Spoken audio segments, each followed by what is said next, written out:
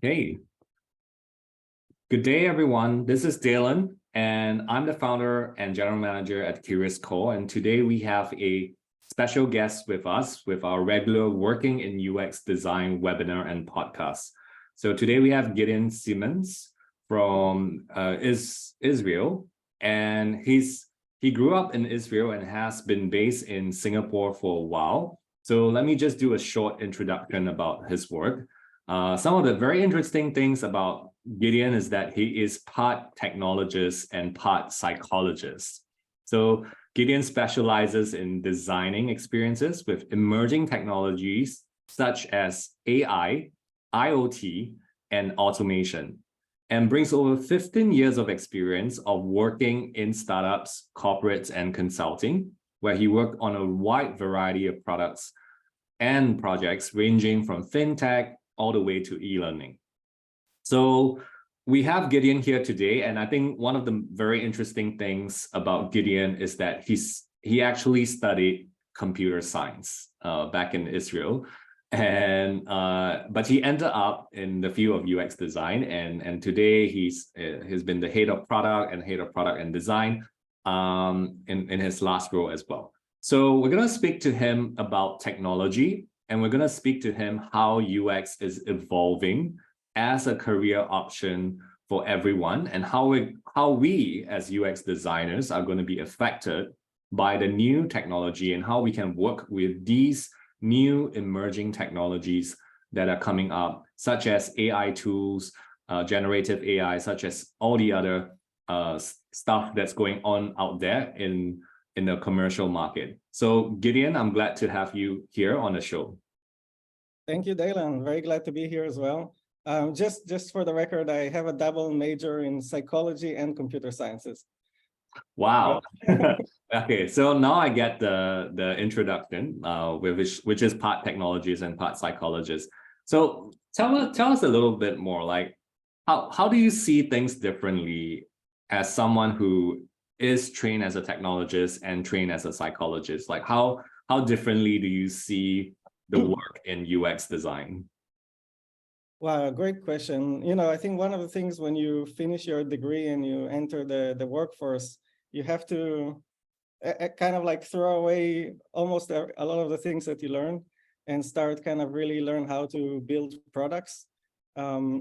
And I'm very fortunate to have both, the psychology and the computer sciences. And the reason it kind of made sense for me is that I kind of feel like the sweet spot is when you bring the both of them together. And that was, I guess, kind of the catalyst to why I'm doing UX for so many years. Yeah, that's really great. And as a technologist, I guess it's easy, as someone who's been trained in computer science, I guess it's easier for you to work with engineers. Has that been true so far? Oh yeah, totally. So, I started my career kind of wearing every hat I could. My first job was a designer, actually, but within just like 2 weeks, they fired the software developer. And they told me if I don't learn software development, then they'll fire me too. And that's how I learned that.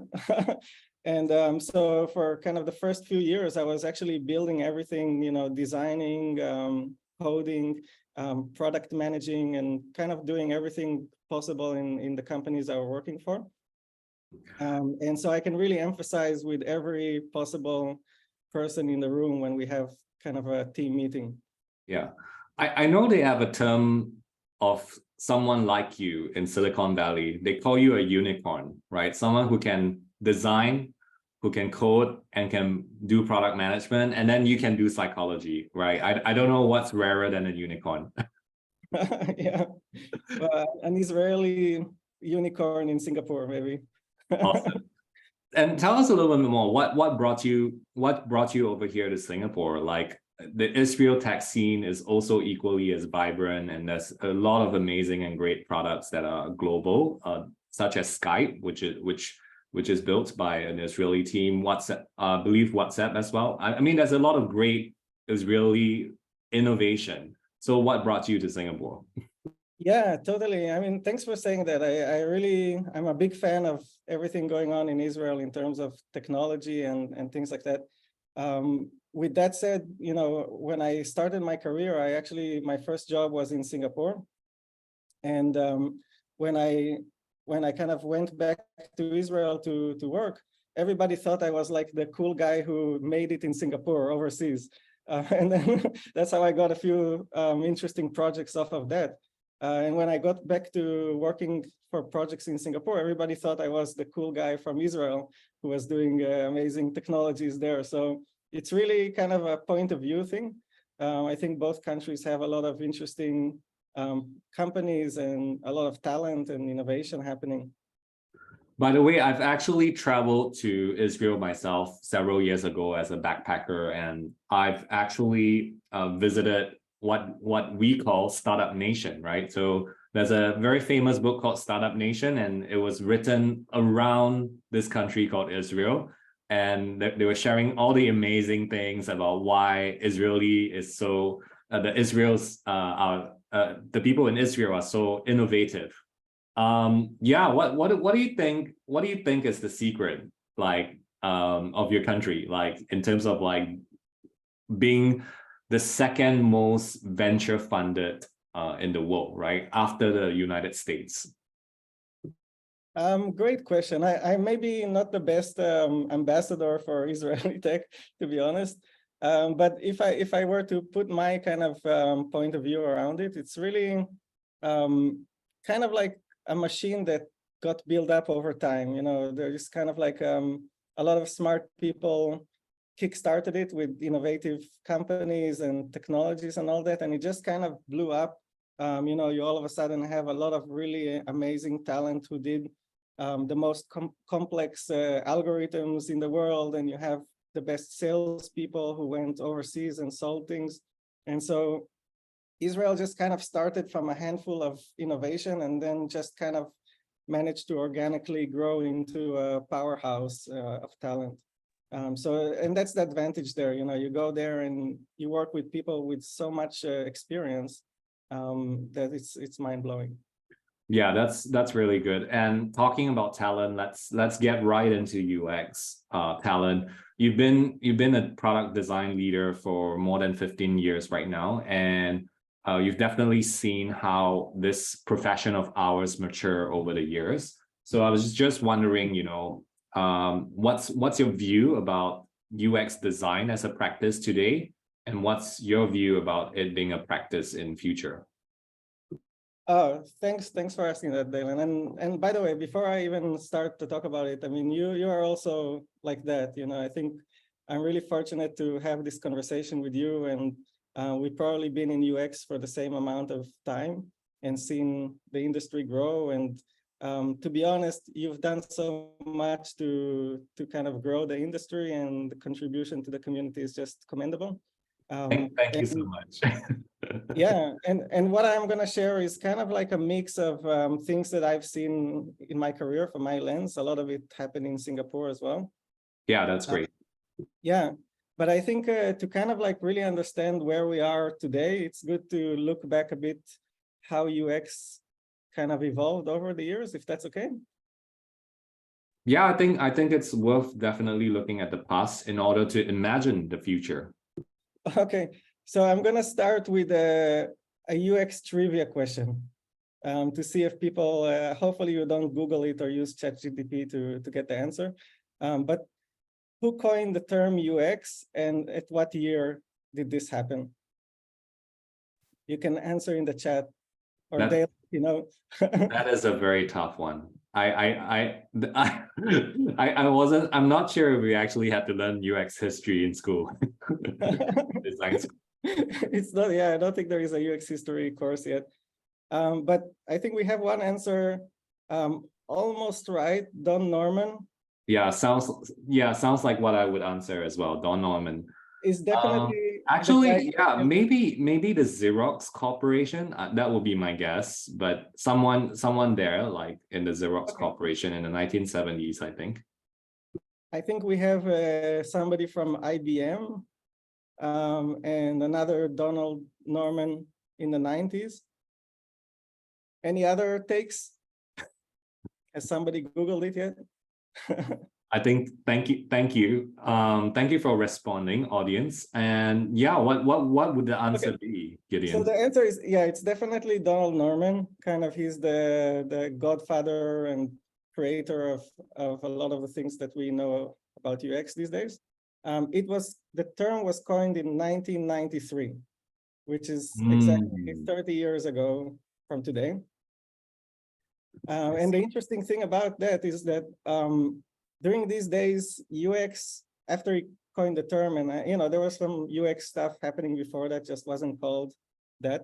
For around 20 years, UX was really just in the academia world. It wasn't really in the industry, except for a few companies like Apple and IBM and companies like that. But everyone else wasn't really practicing much things around it and aware of it. It only really started to enter the industry kind of between the years of 2010 to 2017. What happened in these years, which is really interesting, that's kind of like years where UX becomes more kind of part of product workflows. A lot of companies becoming aware of it. It's a title, it's a job title that people actually hold in companies. There is also a bit of a weird kind of a sub thing happening, which is rise of the UX charlatans. That's people who kind of sprinkle the word UX and a lot of terminology, and they kind of get a lot of consulting projects around that. And the most interesting thing that happened is that during those 7 years, UX becomes this big umbrella term that kind of sucks almost half of the terms in the industry into it. It kind of like interaction design, a lot of things from management consulting, usability studies, and all this kind of stuff kind of all go into a UX umbrella. Think about Venn diagrams with a lot of stuff in UX in the middle of it. That's how it looked like in those years. Another small trivia question, this one will be a bit quicker. When was the first UX community event in Singapore? At what year? Wow, this is testing Singapore history. By the way, while people are answering this question, I just want to also say it's so interesting in the time we live in, especially as UX practitioners, because imagine we're doing physics and Sir Isaac Newton is already dead for more than 100 years, right? But we live in a time where the person who is actually practicing and researching on it is still alive. And I think that is actually something remarkable about this field. It's still emerging and it's still developing. But anyway, we got an answer we got an answer from Chun Chuan, I guess. Yeah, he's saying 2008 or 2009, but actually it was on 2012. It's an interesting time as well because there is, if you ever heard of UXPA, is the UX Professional Association. They actually were called UPA all these years, Usability Professional Association, and in 2012 they also changed it to UXPA. So that's really goes to show that those are the years where it really became more mainstream. There were a lot of really interesting use cases around those days as well, like the $300 million button by Jared Spool, and a lot of these cool UX heat maps for mobile apps and things like that, if you remember. But it kind of like, these are the things that made it more popular. But after 2017 until today, what happens is UX really starts to explode. I mean, it's kind of like becoming everywhere. Your mother, your sister is talking about how the UX of a product sucks. It's usually the negative things that they mention UX, not the positive things, unfortunately. Yes. But the other thing that starts to happen in those past 6 years is that the umbrella starts to break apart. And from what, UX being like everything and everything, it started to kind of like break apart into product designers, to service designers, UX researchers, UX writers. And so it kind of like starts, you can see like the industry getting more understanding of where all these bits of UX fit in the organization and how to kind of specialize within it. And when we're talking about these specializations, like what are you most bullish about? Like, is there any specific field where you kind of see we're all heading towards too? Oh, great question. I think we're going to touch this as well a bit later when we talk about the future part of it. Yeah. But definitely, one of the things that you see today is that it kind of like, okay, in the past few years, there is a lot of new schools kind of pumping out a lot of UX designers out to the world. And you definitely know one of them here, which is amazing. I used to teach for them. Yes, of course I do. And what happens is a lot of the people joining the workforce, they kind of like, once they start to do the job, they realize, that maybe they are not really this all-around UX designers, and they really start to specialize after that. So a lot of people who kind of, even though they maybe made a career switch from an architect or a teacher or whatever into UX, all of a sudden they are making kind of the second switch to something more specialized within UX. I see a lot of people going to become UX researchers. A lot of them are people who just kind of didn't feel they're that strong in the interaction design or the product design side. You see people who feel really good about UX writing, and they do amazing job there. And and companies need this kind of specializations as well.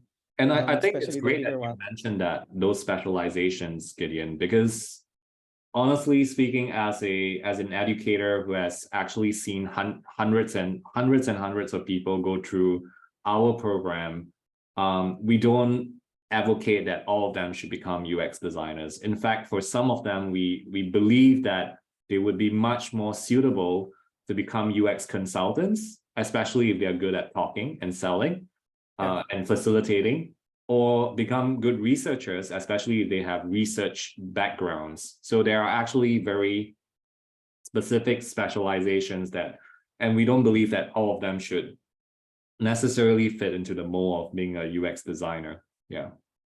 Yeah, I totally agree. And I think, to be honest, I worked with a lot of people who did this path, and because of that kind of starting point, which is very much of a generalist,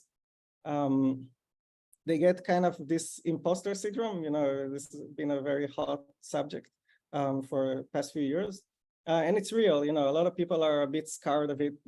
They kind of start a bit on the wrong foot. They get a bit burned out, and then they start to specialize and switch a bit to something a bit more comfortable. So I think kind of one of the interesting shifts that we should be seeing in UX education and all that is people kind of like figuring out what they should specialize in earlier before they hit the workforce. And like you said, if they are really good talkers and they should be UX consultants, they should kind of like realize that earlier before they really get into that kind of uncomfortable situation when they join the first job. Yeah, that makes a lot of sense. Do you have any thoughts about, tech layoffs right now? And I'm also empathizing with your situation. You're currently in transition as well. So across the board, tech is like laying off people, including UX researchers, including these specialists that we talk about. What are your thoughts about this general situation at the moment? That's a great question. Of course, whenever something like this happens, it triggers a few things. There is, of course, people who are left behind and have to kind of own up to a lot more work than they are used to. And a lot more work also includes doing other kind of, other parts of other people's job. If they're kind of a designer, they would do more of the adjacent roles as well. Yeah, that makes sense. Yeah, so that's one part of it. The other part is the people being laid off, which is of course unfortunate. They have to really think, how can they find their next role in a more kind of sustainable and long-term way, and that's a big challenge right now, because you don't really see where where the light is, because so many companies are laying off.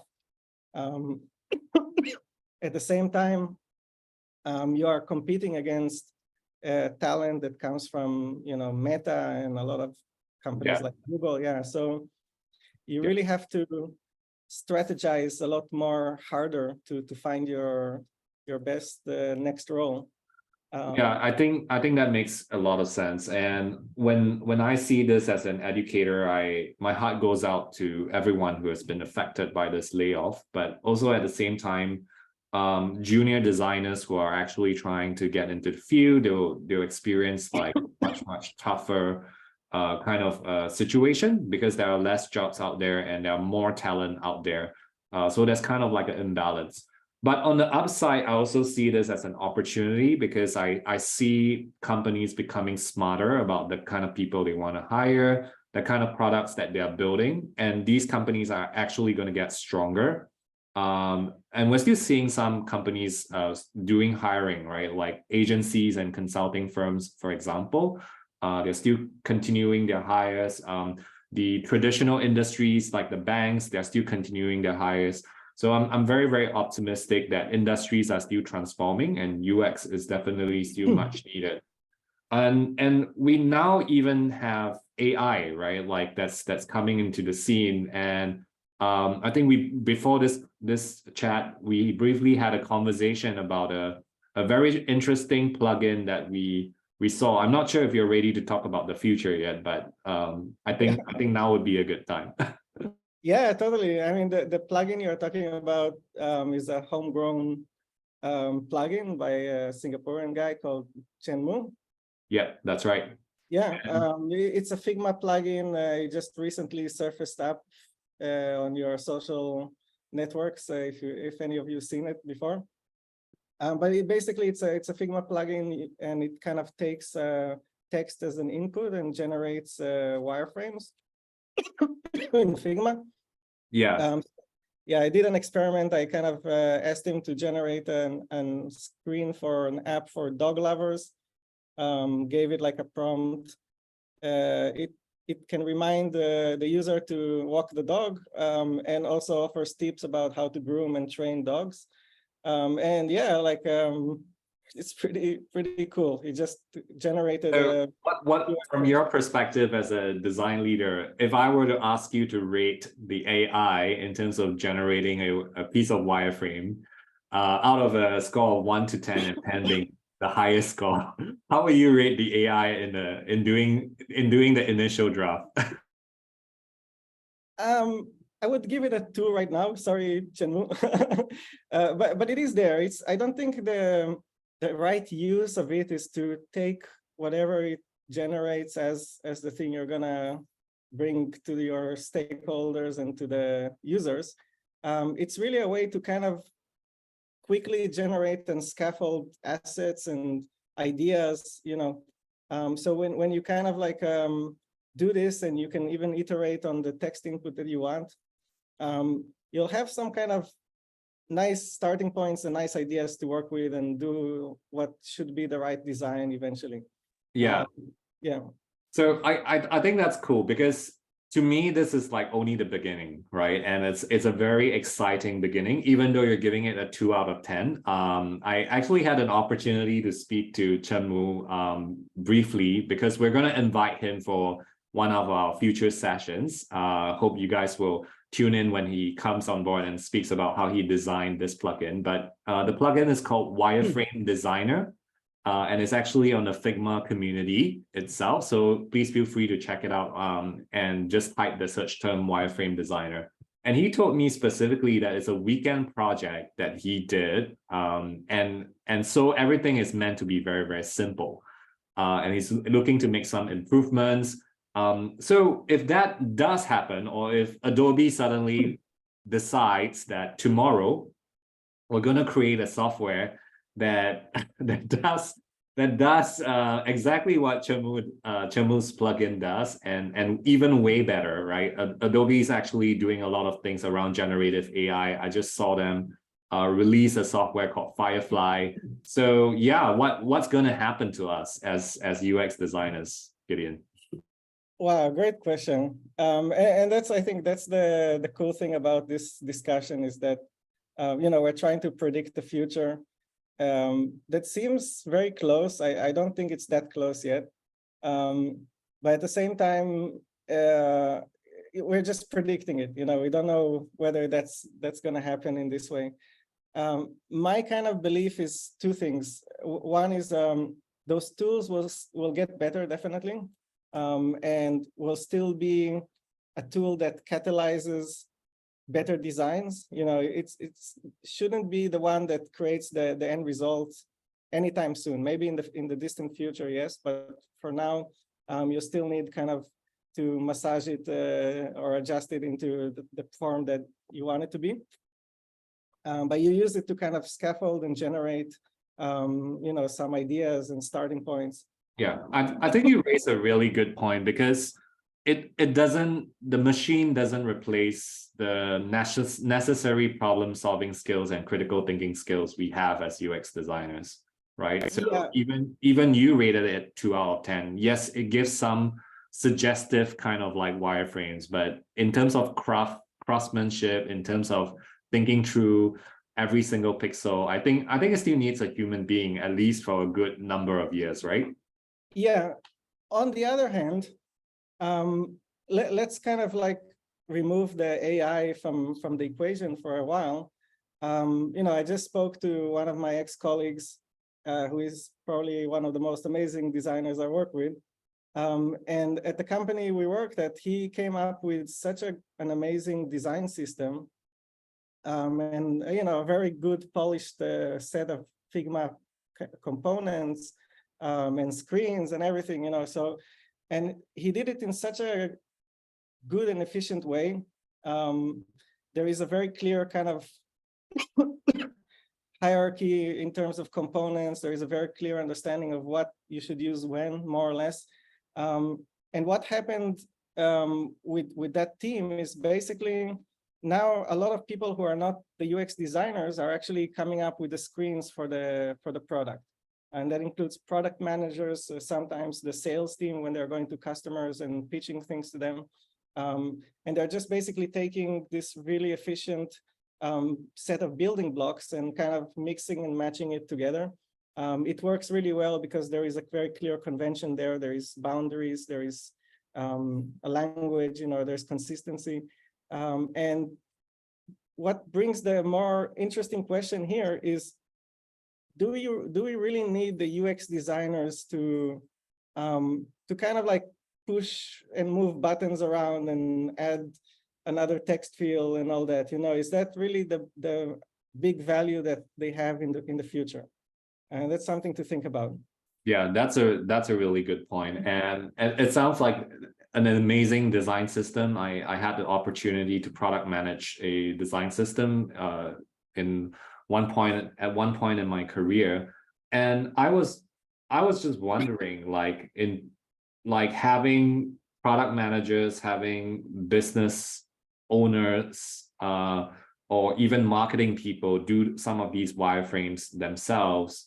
What if they're doing it right, if they can kind of create these wireframes, which some of them are already doing so, as I'm also training some of them to be proficient with the software that we use.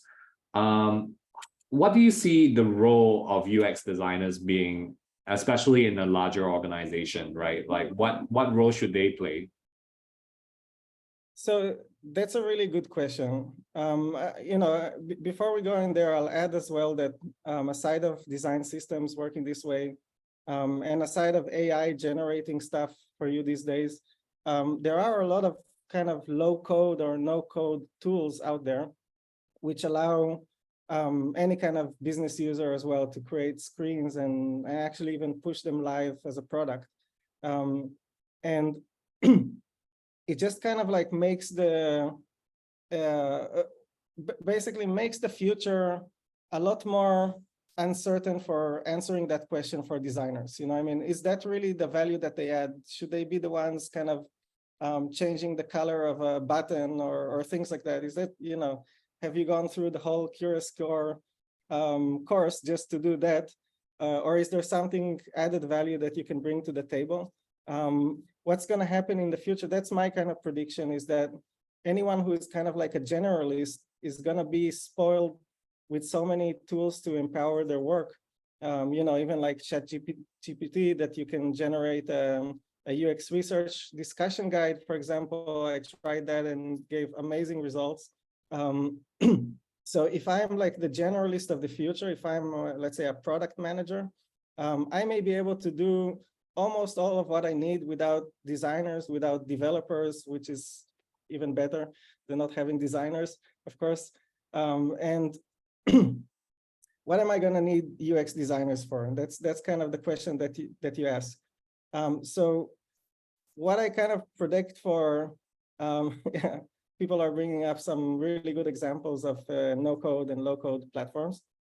What I kind of foresee is that UX designers from there, at that kind of stage, are gonna kind of end up either two ways. One is kind of becoming that generalist, maybe becoming the next product manager, or kind of like a one-man show that creates everything and then works with business users, with sales, and does all the work, don't rely on developers or other people. That's going to be one breed of UX designers of the future.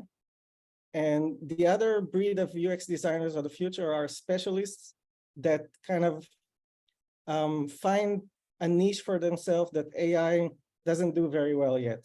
So it's kind of like fighting against time, how AI advances. They'll be the ones kind of bringing the craft, the human touch, trying to kind of talk to users, understand them, translate the insights. Even those things are catching up on AI side. There's tools that analyze UX research insights as well out there, kind of cropping up. So it's kind of like, if you're not going into that generalist side of things, you'll end up kind of really specializing in something that AI cannot do yet, and be kind of fighting against time to, to kind of catch up with it. I think that's definitely a very interesting prediction, and that's yet to be seen, like how what are the actual specializations that will survive. Because even if I think about specializations in UX, like for example, content design, now writers are saying, oh dear, wow, ChatGPT can like replace writers, right? So then what happens now, right? Like, what's the value of a content designer in a team? And what if one day AI tools can just take like very, very raw qualitative data from like forums and stuff like that and start giving you synthesis and analysis? Wouldn't that sort of replace the job of a UX researcher in this case? So I think it's very inevitable as people who are working in a technology field that we need to work hand in hand with AI and really just embrace it. And it sounds like we should do less busy work and more thinking work, from what I hear from you, Gideon. Yeah, totally. It's not going to happen that fast. That's the thing that people are a bit misled these days. I mean, ChatGPT kind of dropped the bomb on everyone. It just happened recently. In a few months, everybody thinks they understand AI much more than they really do. And, everybody's talking about AI, and it's the new, I don't know what, big data or some other buzzword that we had a few years or months ago. But it's still an emerging tool, it's still an emerging domain. We have amazing stuff happening on kind of generative imagery, and that's definitely going to help UX designers, even come up with pictures for personas and small stuff like that, all the way to imagery across the product and things like that. But for all these like generating UI text, content and stuff like that, it's emerging. It's not 100% proven as well for a long term. It's only gonna really see fruits when you see it after, I don't know what, 1 year, performing as well as kind of human generated content. And it might do that. There is a good chance that it's gonna do that. But is it really sustainable, forever? Are you always gonna be kind of churning AI generated things based on already existing AI generated things and so on. It becomes this loop. Yeah, that Actually. that makes a lot of sense. Do you think then it's a fad? Because the last fad we have, which Meta got around, including changing its name, was the metaverse. So Yeah. do you think it's gonna be a fad like crypto, like metaverse that was like last year, right? 2022. Yeah. Yeah. Yeah, totally. I mean, it's definitely gonna be a fad. And like you're saying, you know, metaverse, and we know fads come and go every few years, of course. This is definitely gonna be something as well.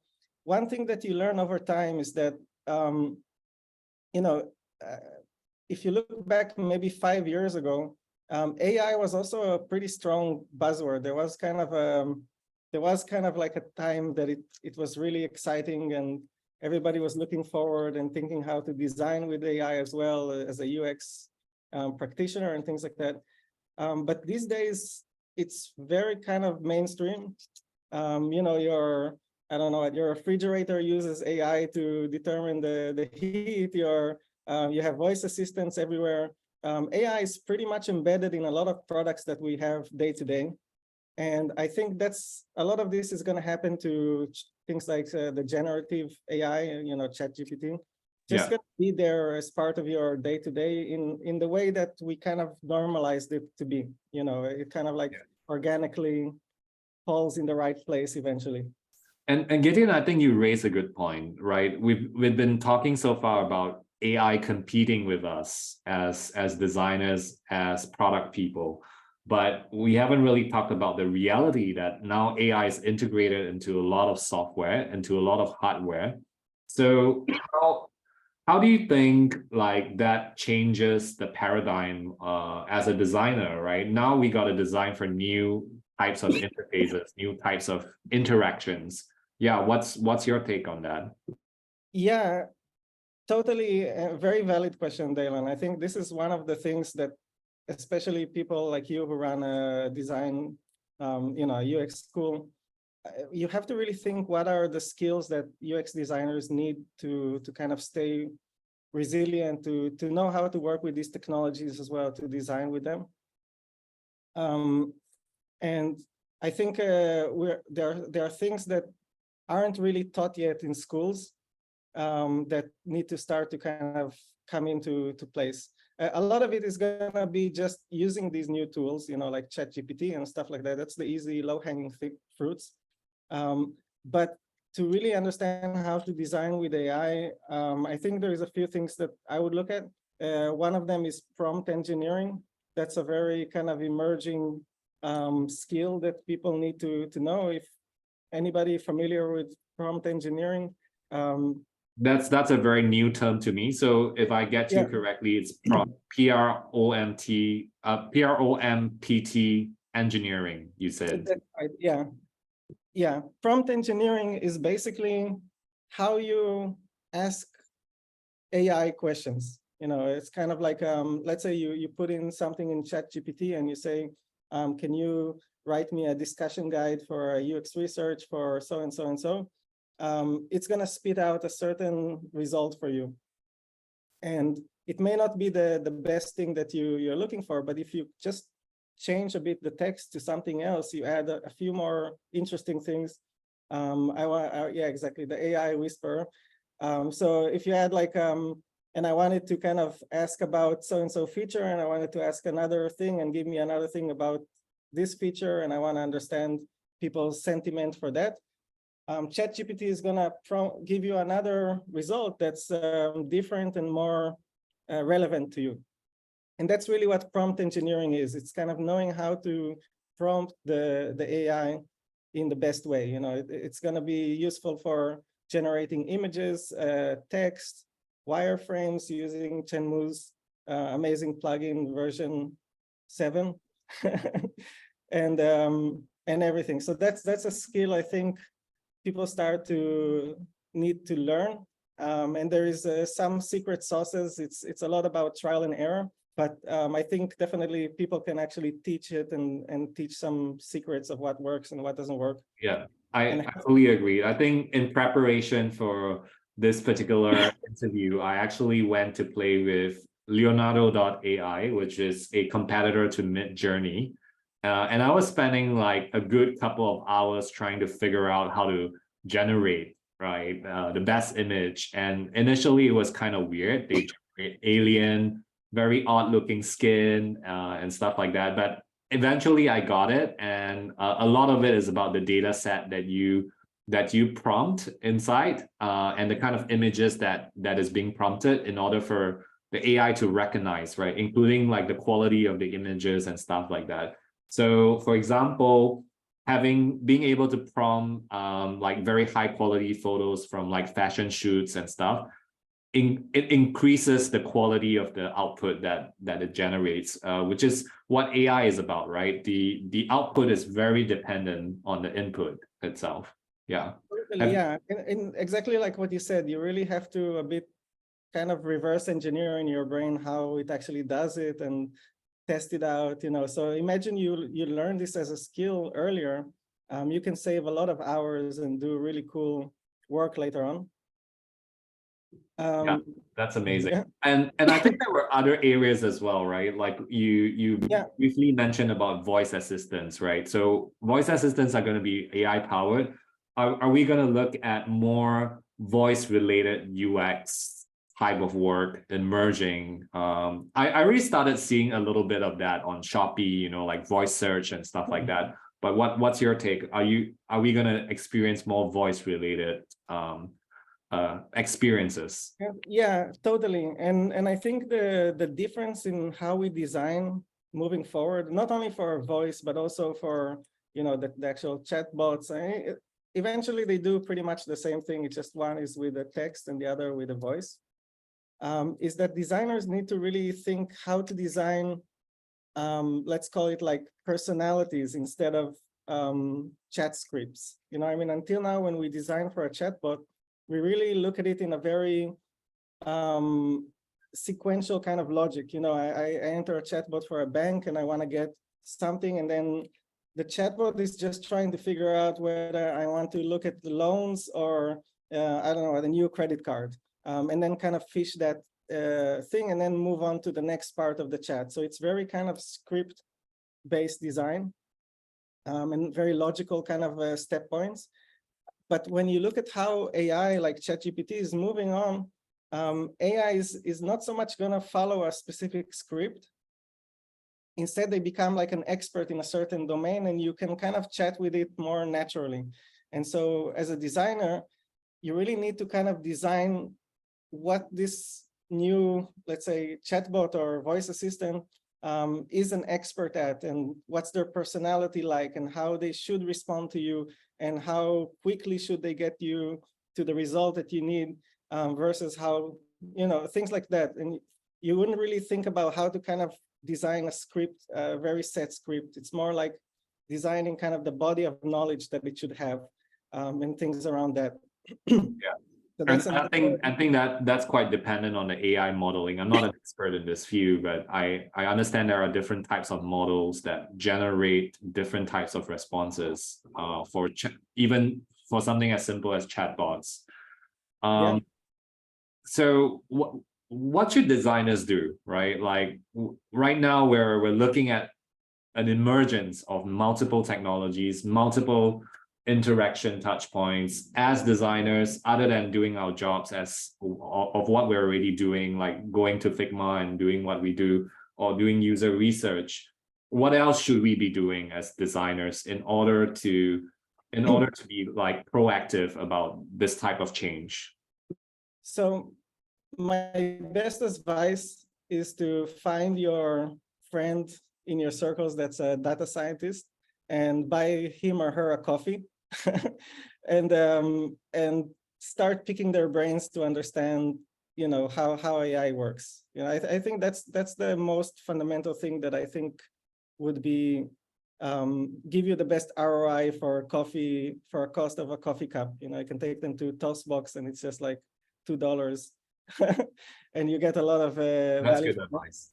Yeah. You know, I think really starting from that point, it's really hard to design for something that you don't understand. If you do that, it's similar to prompt engineering, just kind of trying your luck with different stuff and see if it works. But if you really have a bit more insight on what's happening inside, you're able to kind of do a much better job and much faster and more effectively with it. Yeah. One that you'll notice with AI as well is that it's not perfect, it's not linear. It gives you predictions, kind of like our call today, where it's doing predictions of the future, or based on the data set that you give it. And when AI gives you a result, it's not always correct. In some cases, it's going to be amazingly accurate. In some cases, it's going to be very poorly accurate. And you need to design around these two scenarios in a very thoughtful way. What happens if the AI is not very confident in the result that it gives you? You give it a picture of a coffee mug and it tells you, I'm only 10% sure it's a coffee mug. How do you use that and give some value to the user, versus a situation when the AI tells you, I'm 99% sure it's a coffee mug? You have to really think how to design within these two scenarios and with this new limitation. That's stuff that we haven't really done as designers before. It's always been very deterministic. You click a button and then it goes to the next screen. You enter your age and then it tells you, oh, your age is 83, or whatever. You know what I mean? But now we are dealing with things that the result is not always as expected when it comes back to the user. I think that's extremely interesting, especially for those of you who are working in the field of like search design, right? Your prompts are not necessarily predictable as well, and the search results are also quite varied when we think about it. And you mentioned a point about designing not for a deterministic outcome versus an indeterministic outcome, which is very, very different. And this indeterministic outcome, even so, when the AI presents the result or the technology presents the result, we as human beings might not be fully able to tell whether that's true as well, right? So as UX designers, we need to also consider that and do some assistance around that area and tell people, hey, actually, this might be 70% true, or this might be 30% true. So I think that's a very interesting way to look at it that I haven't quite considered. Yeah, and actually, just to add on that, sometimes you have to ask the user to correct the AI and learn from that. So that's one other challenge, is that the AI may spit out something and the user actually knows it's a lion. They are human beings and they know it's a coffee cup or a lion or whatever it is. You can ask the user to correct, to say, is this correct or not? And if they kind of give you consistent inputs, you can train the AI to be a bit better. That's another thing that we need to really consider these scenarios as designers moving forward. Yeah, it sounds like AI is still in its infancy, and we still need to teach it as human beings, even though it's a prodigy in its own right. Like it's kind of a wonder child. It can do a lot of amazing things right now, but it's still a child and it needs guidance. And as designers, I think there's also, I hear from you, there's also the opportunity for us to embrace these technologies and play around in our own free time, the tools itself, and just kind of figure out, hey, what exactly can I do with it, right? Because it is quite inevitable that these tools are going to be a greater part of our lives, as I'm hearing it, and they're going to get even more powerful as we come along. Yeah. Do you have anything else to add to the future of UX? Yeah, absolutely. I mean, one thing is, this is specifically for the people who think that AI is going to take their UX job. And don't be afraid, it's not going to happen that soon, to my opinion.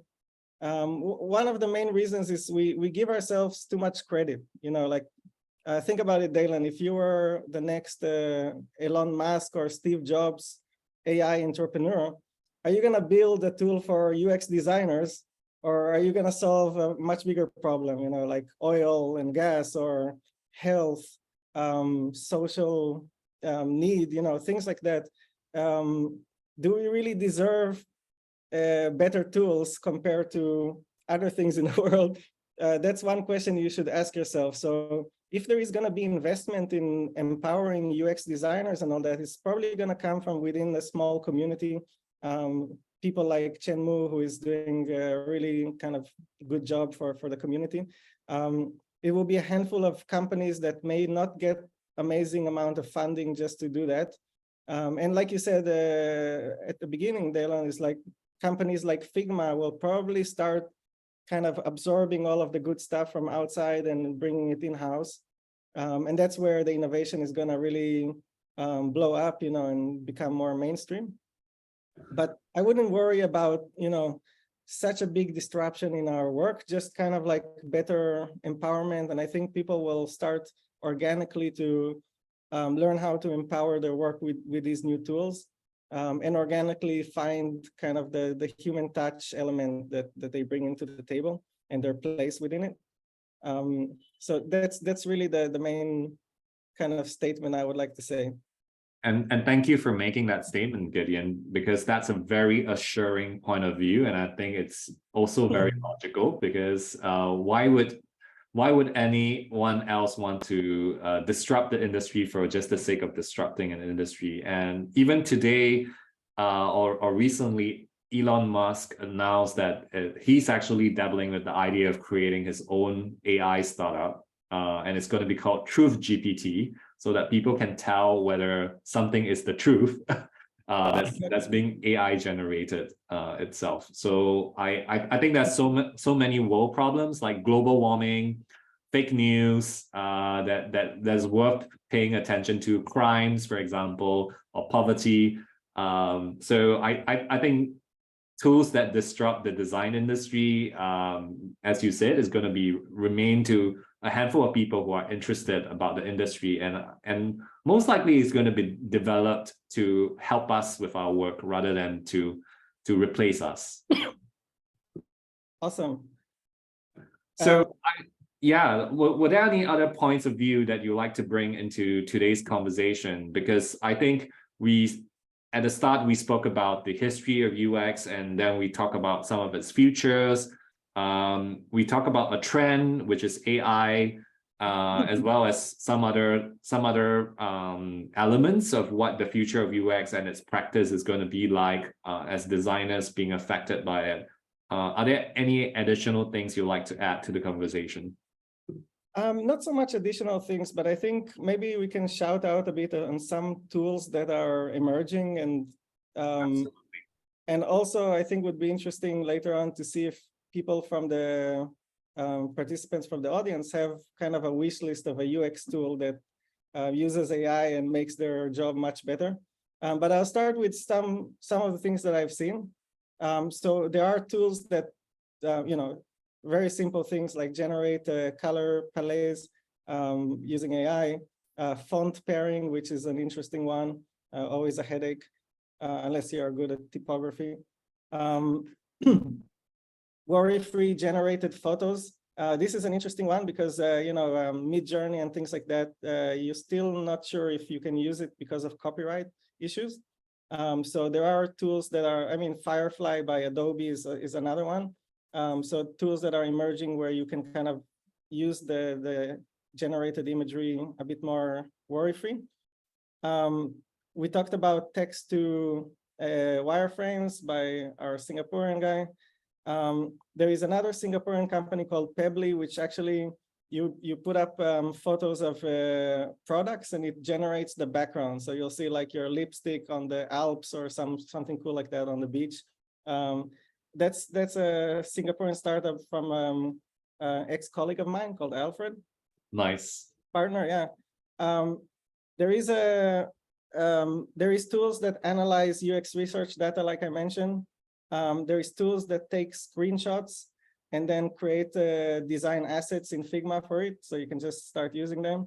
There is a really interesting tool we talked about, Metaverse, that actually generates 3D assets, for the Metaverse, like little cars and animals And this is another interesting one, also a homegrown tool in Singapore, really good for productivity and your peace of mind.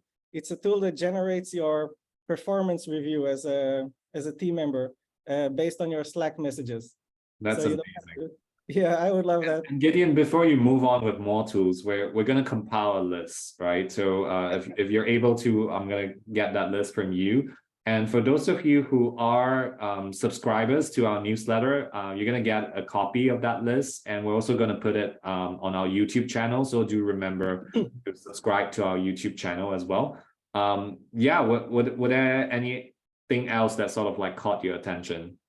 There is definitely a lot, but I'm gonna stop here. I think it's just maybe a question to ask, what is your dream tool? That's a great question. Like for the audience who are joining us live tonight, thank you for coming from all over the world.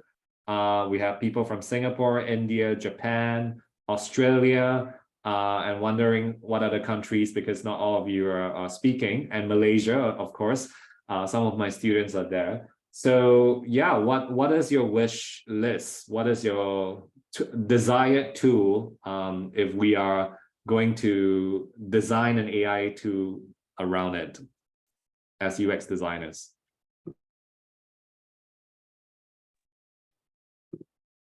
Okay, I'll start with my wish list while people are. Of course. So one is a tool that auto adjusts screens to optimize it. You know, like there is always this question whether the hamburger menu should be on the right side or on the left side.